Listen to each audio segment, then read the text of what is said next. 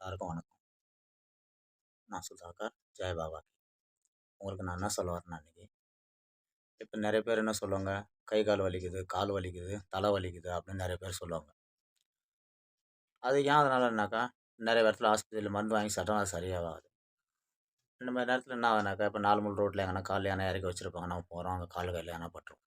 அதனால நீங்க என்ன பண்றீங்கனாக்கா, ஒரு எலுமிச்சம்பழம் வாங்கிட்டு வந்து, அத வந்து 2ஆ அறக்கணும். 2ஆ அறுத்தோம்னா அது வந்து ஒட்டிக்கிட்டே இருக்கணும். தனித்தனியா ஆகக்கூடாது. அதில கொஞ்சம் சிவப்பு போட்டு, இந்தாண்ட 2 கிராம்பு, இந்தாண்ட 2 கிராம்பு, நடுமத்தில 1 கிராம்பு வச்சு தலையிலேருந்து 7 டிப்பு சுத்தி இறக்கி, இந்த என்ன சொல்லுவாங்க, எருக்கும் செடி இருக்குல்ல, எருக்கும் செடியோட அந்த வேருக்கு அடியில போட்டீங்கன்னாக்கா, உங்களுக்கு இந்த பிரச்சனை சரியாயிடும். இத நீங்க கண்டிப்பா செஞ்சீங்கன்னா, உங்களுக்கு உங்களுக்கு தெரியும். இது இது செஞ்ச உடனே உங்களுக்கு எல்லாம் நல்லாயிடும். சரி தோஸ்தோ, நன்றி, வணக்கம். ஜெய் பாபா.